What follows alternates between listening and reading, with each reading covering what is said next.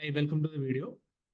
നമ്മൾ ഇന്നത്തെ വീഡിയോയിൽ KSRTC ഓഗസ്റ്റ് മാസം 2024 ഓഗസ്റ്റ് മാസം ഗവിയിലേക്ക് നിലവിൽ ഏതൊക്കെ ഡിപ്പോയിൽ നിന്നാണ് ട്രിപ്സ് ചാർട്ട് ചെയ്തിരിക്കുന്നത് നോക്കാം.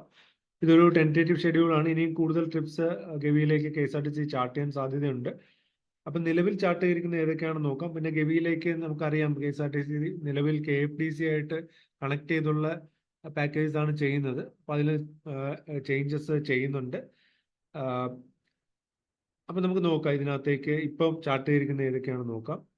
പത്തനംതിട്ട ഡിപ്പോയിൽ നിന്ന് ഓഗസ്റ്റ് 3-ാം തീയതി ഗവിയിലേക്ക് ട്രിപ്പ് ചാർട്ട് ചെയ്തിട്ടുണ്ട്. ഷോർട്ട് വീൽ ബസ്സാണ്, 36 സീറ്റ്സ് ആണുള്ളത്. ഈ നമ്പറിൽ വിളിച്ചു കഴിഞ്ഞാൽ നിങ്ങൾക്ക് ഈ ട്രിപ്പിനെ കുറിച്ചുള്ള കൂടുതൽ ഇൻഫോർമേഷൻ ലഭിക്കും.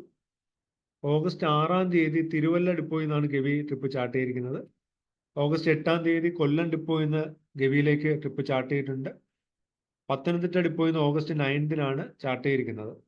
പത്തനംതിട്ടയിൽ നിന്ന് തന്നെ ഓഗസ്റ്റ് 12-ന് ട്രിപ്പ് ചാർട്ട് ചെയ്തിട്ടുണ്ട്. ഓഗസ്റ്റ് 15-ന് തിരുവല്ല ഡിപ്പോയിൽ നിന്നാണ് ഗവി ട്രിപ്പ് ചാർട്ട് ചെയ്തിരിക്കുന്നത്. ഓഗസ്റ്റ് 17-ന് കൊല്ലം ഡിപ്പോയിൽ നിന്ന് ചാർട്ട് ചെയ്തിട്ടുണ്ട്.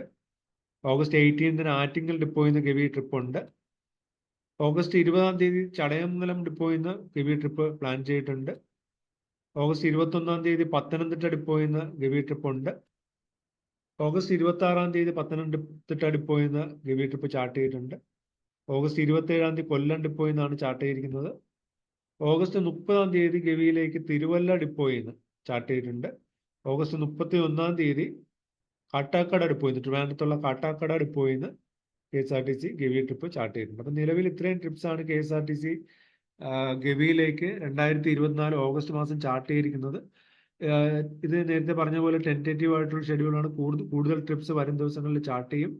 പിന്നെ നമുക്കറിയാം KSRTCയോടൊപ്പം ഗവിയിലേക്ക് പോകുമ്പോൾ നമുക്ക് ഇവിടെ ചെറിയ കാറിലിരുന്ന് പോകുന്നതിനേക്കാൾ ഒരു വിസിബിലിറ്റി ബസ്സിലിരിക്കുമ്പോൾ കിട്ടും. ഗവിയിലെ നമുക്ക് അറിയാലോ ഫോറസ്റ്റ് ആണ്. അപ്പോൾ കുറച്ച് ഹൈറ്റിൽ നിന്ന് ആകുമ്പോഴത്തേക്ക് നമുക്ക് മൃഗങ്ങളെ എല്ലാം കാണാനുള്ള ഒരു പോസിബിലിറ്റി കൂടുതലാണ്.